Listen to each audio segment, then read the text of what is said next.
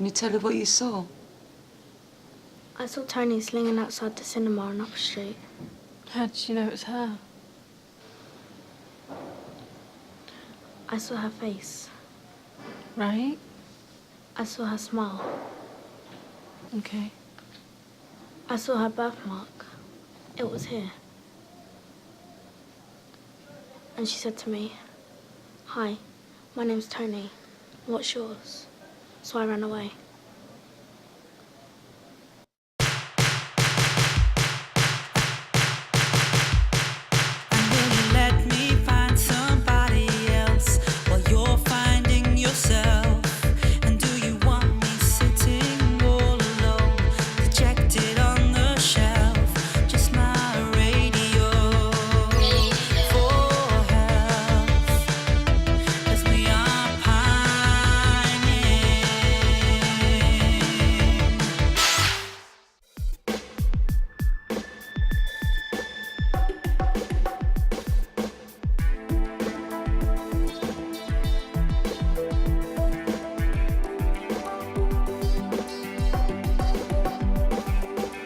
The 1980s, Islington, North London. Another routine assignment I was commissioned to research. The fashion, the music, the stories, the people. All very straightforward, nothing to get excited about. Or so I thought. One late night, whilst working in the Islington History Centre, wading through countless fading newspaper articles about the borough, I stumbled across the mystery of Tony Sling. From the moment I read about this infamous character, I was intrigued. How could someone so seemingly ordinary have such an impact on so many?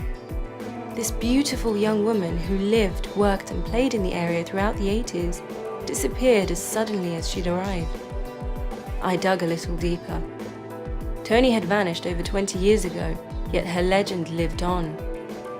There have been repeated sightings of her over the years, the most recent being only 2 weeks ago.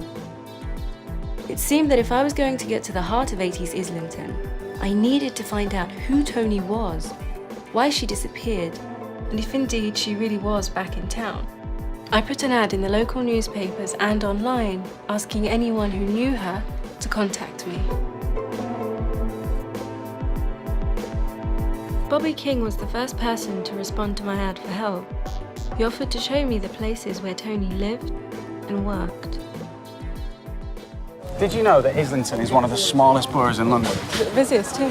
Feels like it. This is nothing compared to what it used to be like. This is where Tony used to work, the infamous Chapel Market. There used to be hundreds of stalls back here in the 80s. What no one knew then, of course, was it was all coming to an end, but traders will tell you about that themselves. Tony wasn't a stall owner, but she was a regular trader. She went wherever and whenever she was needed. So one day you might see her there selling apples and pears, the next day she'd be over there hawking Y-fronts. She was brilliant at it. If you want to understand Tony, you need to understand the market. So spend some time here, yeah? Talk with the traders, they're really, really friendly. They'll give you a great feel for the place.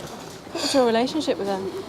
I don't know as anyone had a relationship with her as such. I was only 13 years old when I met her. She used to look out for me. In what way? Like I said, spend some time here, get a feel for the place. Don't ask the obvious questions. Ask the questions that they'll want to answer. Do you understand what I mean? Yeah. Dave Twidell's a good person to start with. He's the chairman of the Traders Association. He's been here forever. He'll talk to you all day long.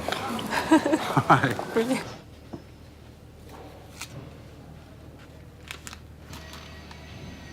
Yeah, I was elected chairman of the Stallholder Association 18 months to 2 years ago. It's a thankless task, but someone's got to do it.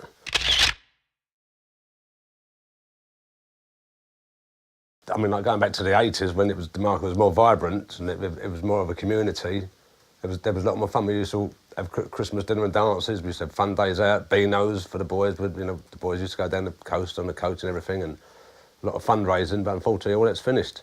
There was a lot of competition, but there was a lot more friendliness in the 80s. Everyone got a living.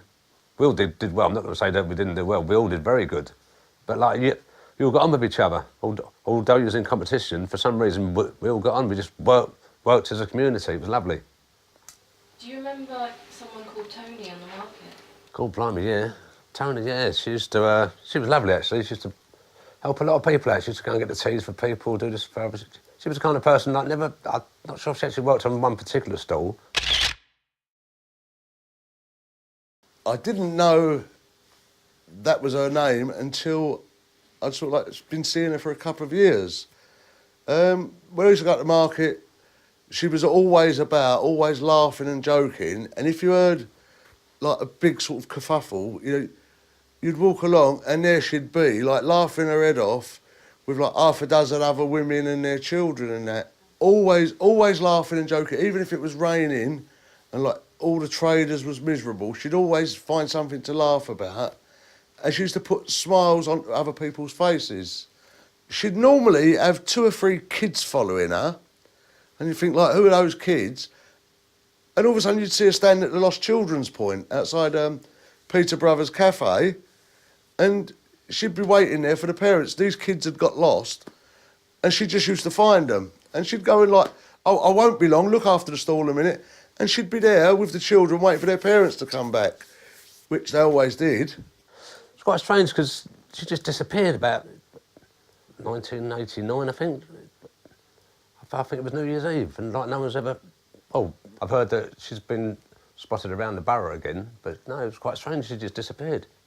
Your best bet's to ask Georgie, who used to have the record store. I can probably get you his number, actually.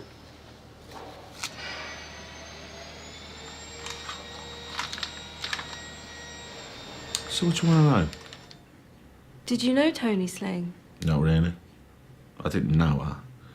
Well, everybody knew her. Is that what this is about?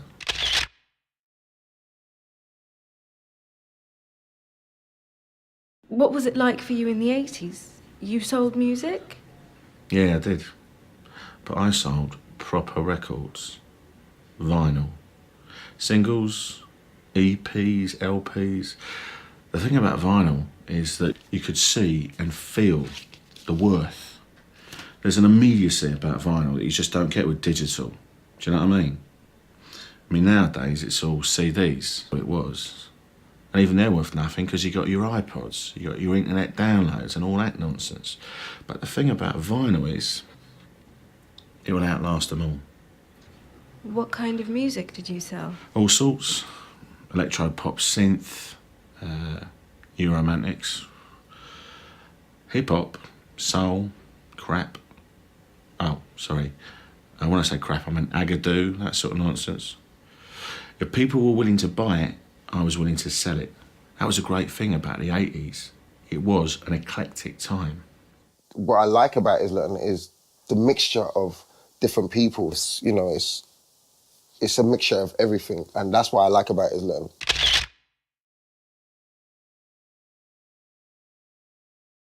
The main stuff that I was really interested in was, you know, it was just like hip hop. When LL Cool J, Grandmaster Flash, obviously like the Sugar Hill Gang and stuff like that. That's when hip hop first started, and that was what, you know, I was really interested in. That was, you know, and you know, it was breakdancing, you know, Beat Street, just like that's when, you know, graffiti and stuff like that just came around, and you know, it was the beginning of something that it's kind of weird how it's, you know, manifested into what it is now. Did you used to break dance? Oh, all the time. You know, me and my friends would walk around with our vinyl. You know, people call it boom boxes, but stereos, and you know, we just go around to different areas and go out and battle, which was, you know, it was like kind of like fighting, but it wasn't fighting. You know, but it was more like, okay, you put the vinyl on the floor, start playing the music, and everybody starts showing what, you know, what their talent is, which it was good back then. Was it everyone from one neighbourhood or? No, it was from different neighbourhoods. So, you know, obviously, like I was from like Caledonian Road, so you know, we might go to Camden, to Laker, you know, there was Cantaloupe Park, and around that sort of area, you know, you get people doing a little bit of skateboarding, BMXing, you know, that was when that old era came around where, you know, if you couldn't break dance, you do graffiti, you know, if you couldn't do graffiti, you do something else. Everybody used to find their little niche or something that they were good at. I think it still kind of goes on now, but there was, you know, back then, there was always a lot of stop and search, constantly, you know. Have you ever been stopped and searched? You know, that's all the time, you know. It's not so much now. I think maybe it's because I'm older and I don't look so young, you know, even though I like to think that I look young. But back then, constantly, you know, you could not go a week without getting stopped and searched. Did you know a girl called Tony? Well, I've heard about Tony. A few of my friends knew her, but I haven't met her myself. But you know, she'd been around like that area for, you know, for numerous amount of years. To be honest, I haven't seen her around, you know, in the last 10, 20 years, or you know, maybe even longer than that. You know. All right, well, starting here then. Believe it or not, this was once one of the hottest night spots in the area. Really? Yeah, Rara's was the place to party. The stairs leading up to it were lethal, even worse on the way back down for obvious reasons. We used to wait around there at the bottom for our big brothers and dads to come down. Tony loved it too. Music was a massive part of her life. You'd often find her up there on the dance floor, shaking her fan.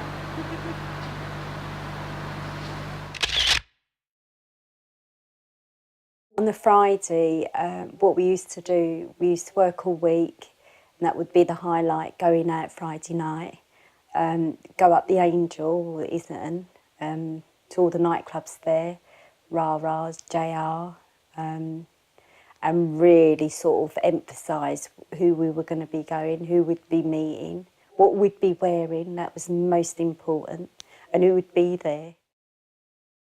It was really, really sort of like you had to match everything, nice skirts, tops, handbags, shoes matching, even full suntan that you'd spray out of a tin that would leave white lines when it get really hot.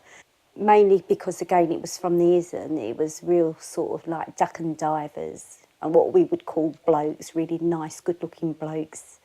And they dressed really in suits, so you knew that only suits, you couldn't get in jeans or trainers.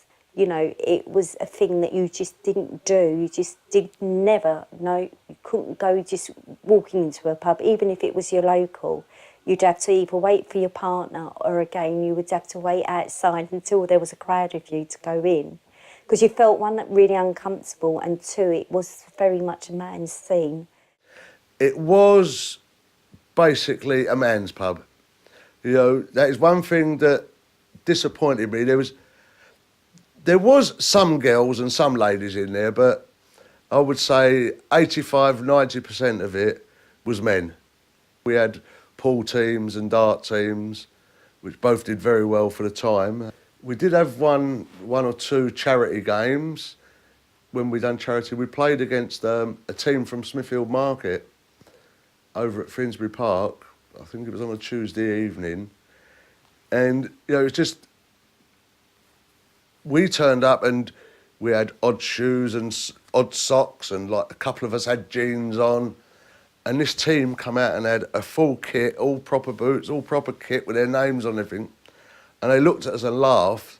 And the greatest thing about it was our silly pub team beat them by about 5-1, which was really, really good. And like our boys was over the moon, and this mob from Smithfield got the hump. They didn't like it at all because they was a proper team, and we played them and beat them. Do you remember Tony ever being at Rara's?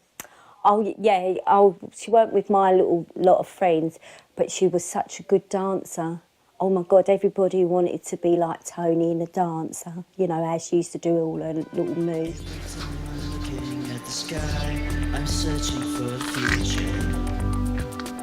I was starting to see the person behind the myth. Tony was, it seemed, all things to all people, but at the same time she was very much her own person. And every time I look into the sun, my love is running deeper. So you were a lot busier than you are today? Yeah, a lot busier, yeah. I couldn't keep up with the demand.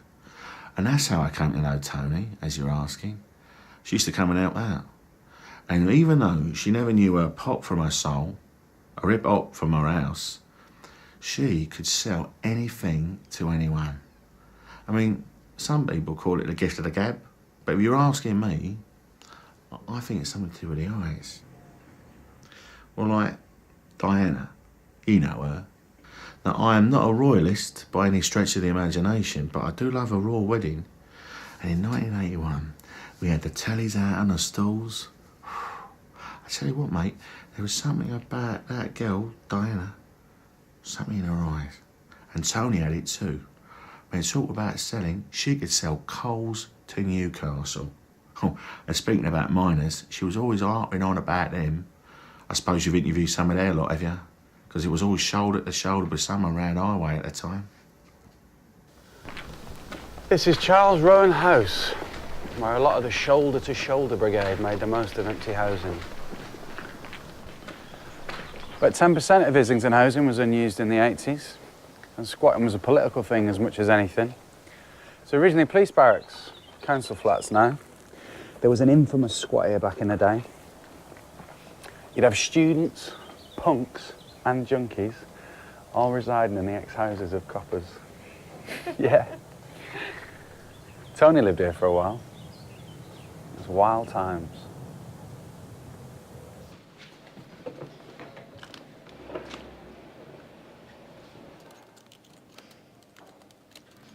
So I wondered, how did the urban myth come about? Why isn't there a single decent photograph of this woman? And who was the last person to see her? When did you meet Tony? Must have been early 80s. I was, 12, 13? She was living in a squat with my brother who had come down to visit.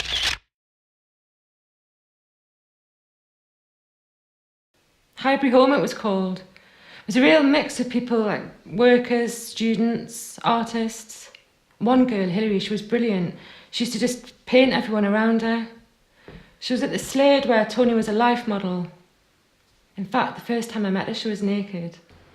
I walked into my brother's room and got the shock of my life. She was just lying there, stark as in the middle of the floor. I was so embarrassed, at that age. She wasn't. She asked if I wanted a jam donut. She was like a big sister, but she was very private. Never talked about the past. You didn't ask, though, because she lived very much in the present. Does that make sense? There was always something going on for her. She was very active. Politically active? She had her opinion, but she wasn't one to sit around blaming everyone else for the world's strife. She just got on with it. In what way? Well, I remember one time, the market would occasionally have these, charity fundraising days. I think this one was for the Red Cross, but anyway, Tony decided to do her own thing. She started collecting on behalf of the miners. She made a fortune. She sold a pair of knickers for 50 quid. She said they were Madonna's. And were they? No, but the bloke that bought them, he didn't care. She was the kind of person that you wanted to believe even if you knew it wasn't true. How long was she at Highbury Home for? About 6 months, I think. And then they all moved on and Tony ended up at Rowan House.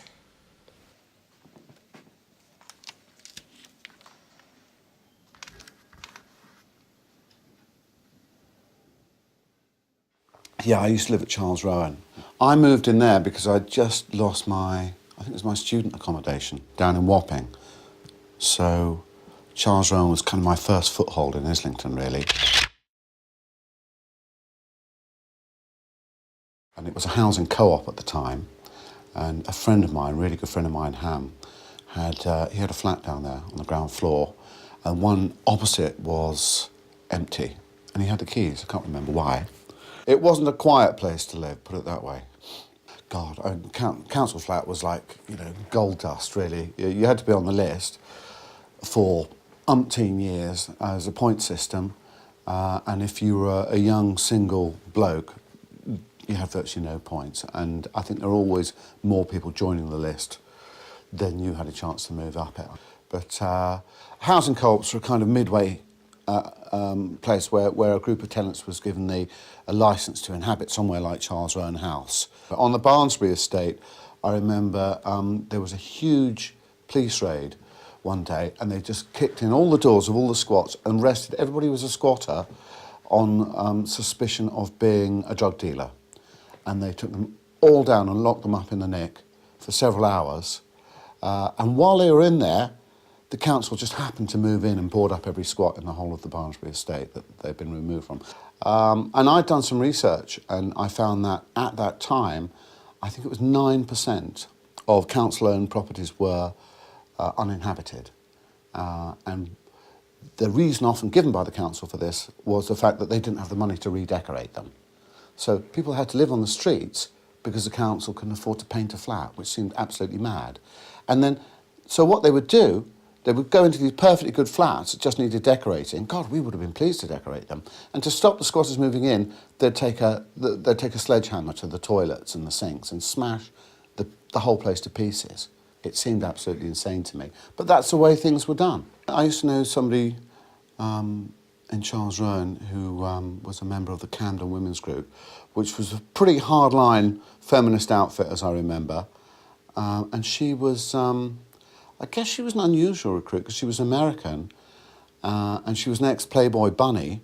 She always had some mad plan on the go, including she wanted to put wind turbines on the roof of Charles Rowan House, which still aren't there, so I guess she never got the money for that one.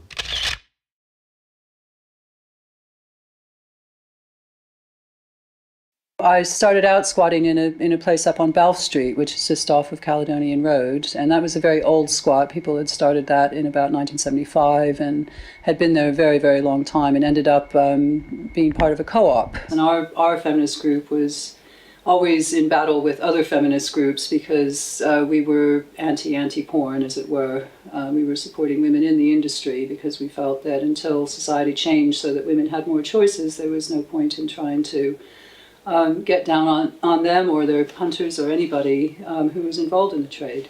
I mean, I think politically, I think it was horrendous, and certainly, you know, whether it was fights within the Labour Party against militant or whether it was, you know, all these different splits. But on the local level, it was, you know, it was quite a good time. We were under constant threat of eviction for various reasons. Islington, until we got this place listed, which was about 1994, the council was arguing for 20 years about whether to knock this place down and replace it with something else. What people don't really realise, or probably don't remember, is that central London was all but depopulated in the 70s, and that's why there was such a big squatting boom. People still needed houses, but the people with money had left. How well did you know Tony?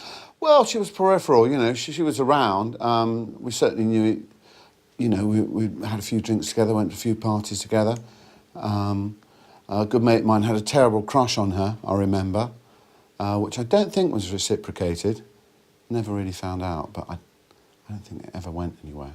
When was the last time you saw him? I think just passed through some party on New Year's Eve. I think it was 89 or something. We went on somewhere else, but she was there. She was having a good old boogie. Can you tell me what you saw? Yeah, it was at the cinema down at Holloway Road. Me and a few friends. It was a Saturday afternoon. I can't quite hardly remember the film because I kept looking at this woman in front of me. Why were you looking at her? I don't know. It was something about her. She kept looking round like she was waiting for someone. And she seemed a bit above it all. And then suddenly she got up, and as she walked past me, she looked at me and gave me this warm smile. I saw her brown hair and beauty spot on her left cheek. She smelt of cinnamon. And I assumed that she'd gone to the toilet because she left her coat behind, but she never come back. Do you know where the coat is now? No. Did you tell anyone? Yeah, I put it on Facebook. Yeah, see, there was all these rumours at school that this famous person, Tony Slinger, come back, and it was all the same. The red bag, the smell of cinnamon, and the beauty spot. And everyone's parents knew about it, so someone started up a Facebook page where you could write your sightings, your family connections. I didn't believe it, though. I thought it was a joke. But then the weirdest thing happened.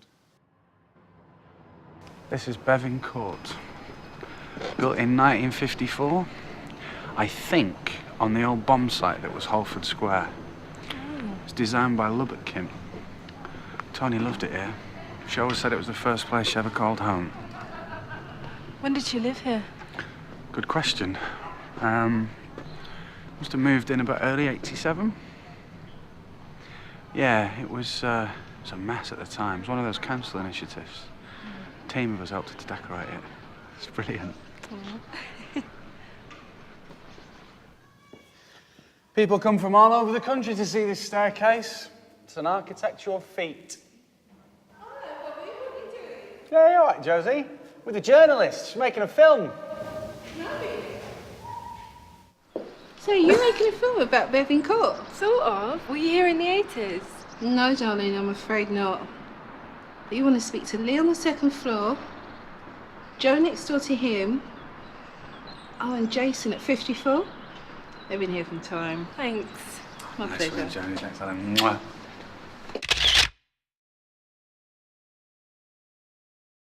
It was the heart of it, DeMarco's. Like I said, you had all the banter going up and down, but DeMarco's was, you know, one way or another where everyone used to be. Or the, you know, it was the centre, it was the heart of the market. In the 90s? Did you close in the 90s? Early 90s. What was the reason? And they said there was a note on the door saying, due to a terrible misfortune, DeMarco's will be closed for the foreseeable future, but never ever opened again. No, never opened again. So throughout my research, I came across the Great Storm. Do you have any memories of that? Yeah, I was working for a friend in his house down in Packinson Street, Islington Green School.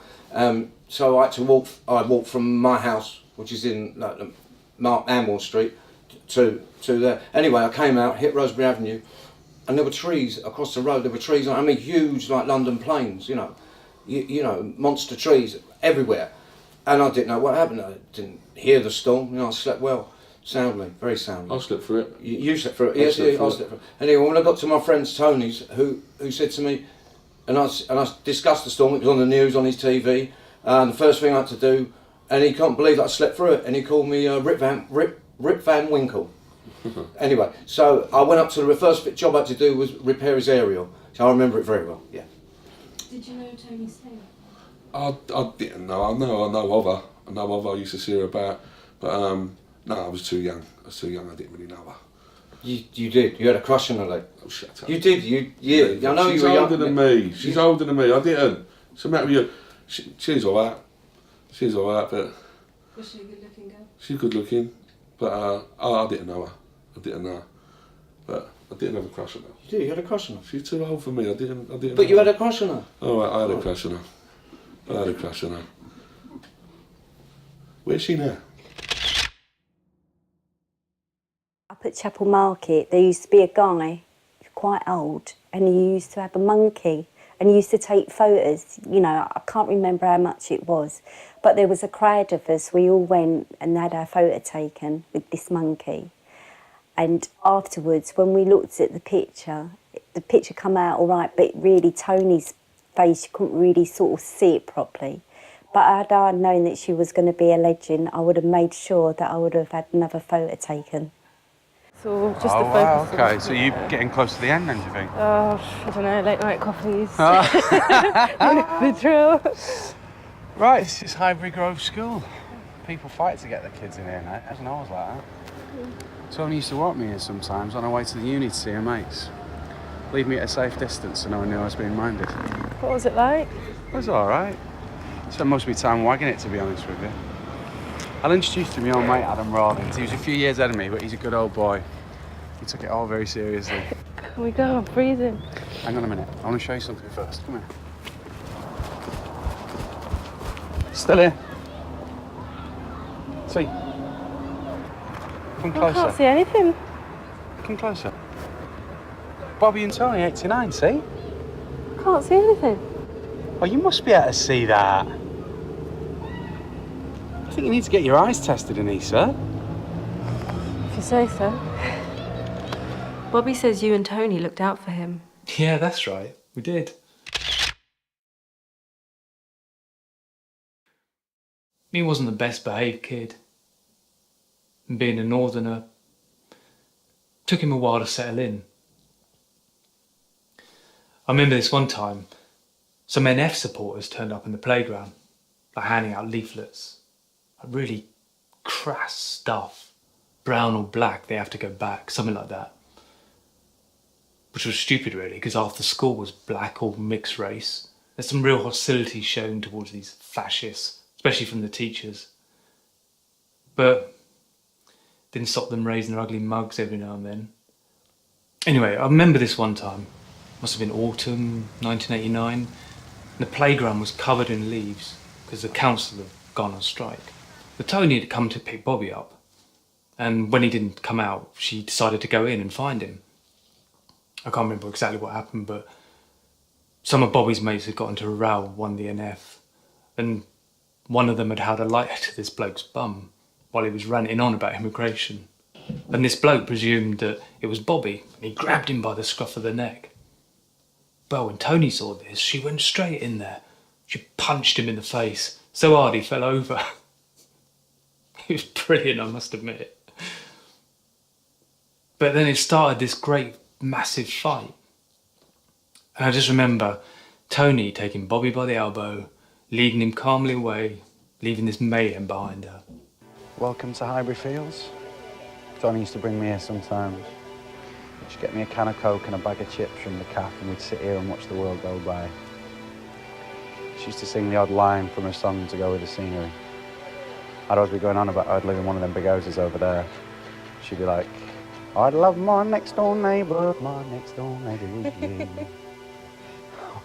Or one time, she got up in this guy's face that she fancied. Hey, you heartbreaker, come on and break this heart of mine. Or if I was very lucky, she'd take me by the hand. Every time I think of you, I smile for something I once knew.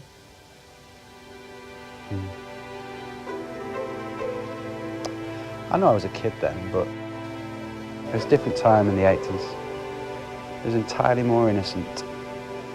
We'd be out till 10 o'clock at night, no one would bat an eyelid. I went to school just through Chapel Market. I went to school, it was Penton Primary School, it's flats now.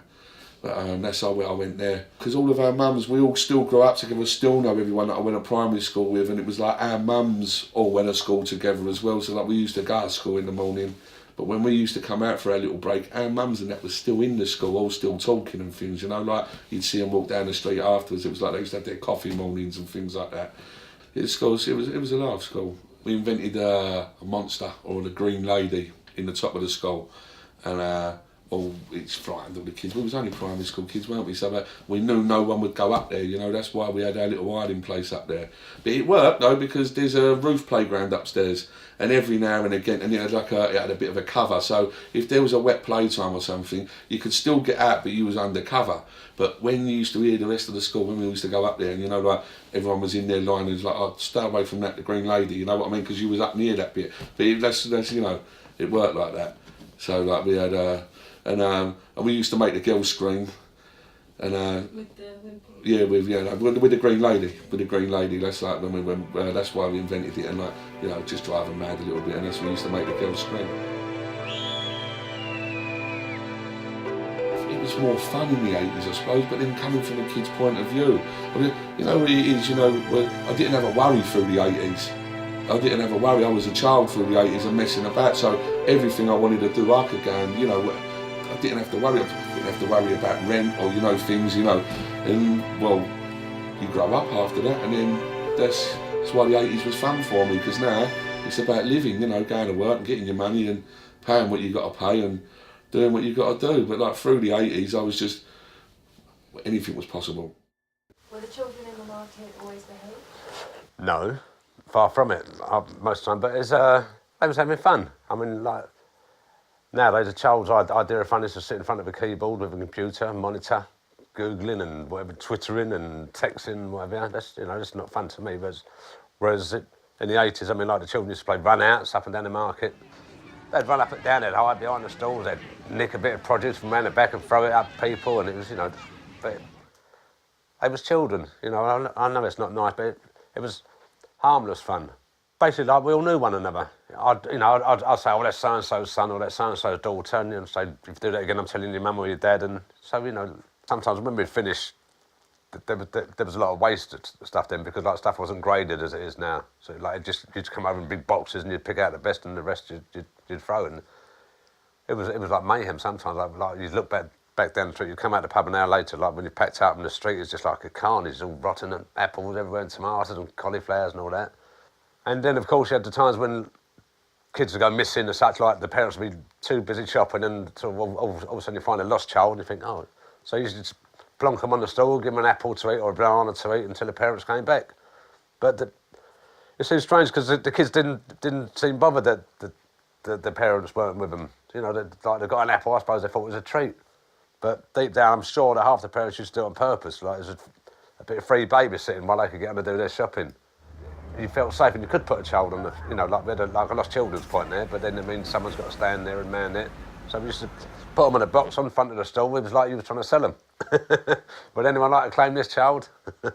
Sorry, Michael, can we come back to that? Was that the only time you saw her? No, there was another. I'm behind the Angel Tube at about 9. It's really dark and I'm waiting for a friend. Then I catch sight of that red bag in the darkness and that woman rummaging through it. She sees me, then looks up and gives me that same smile, like she knows who I am. I see her beauty spot even in the dark.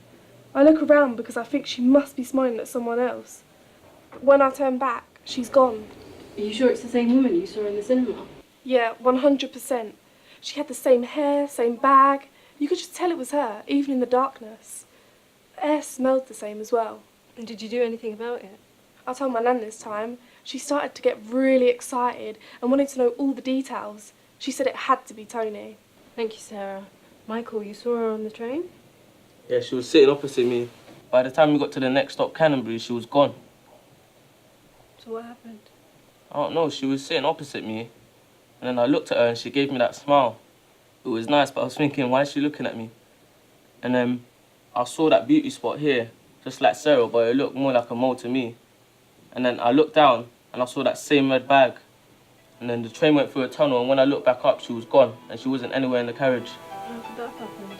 I don't know. As soon as I got home, I joined that Facebook page and posted it. People were saying it had to be her.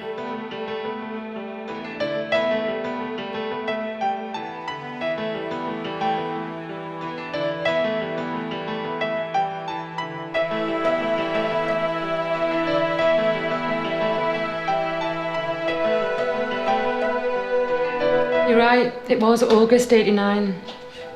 She was seeing this musician, what was he called?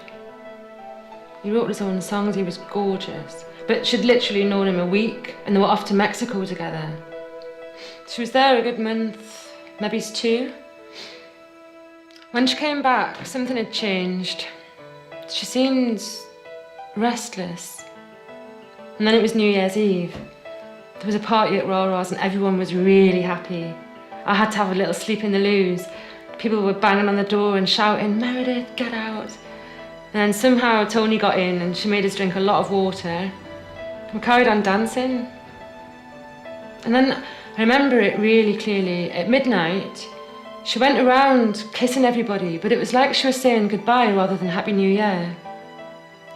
And I guess she was, because nobody's seen her since. There are some people who claim to have seen her. It's not her. Can't be. What makes you so sure? This. What does it say? Hey you, I'm not coming back, so help me keep the past where it belongs. I'm happy, hope you're happy too. Love, T. How do you know for sure it's from Tony? Say handwriting. I'd know it anywhere.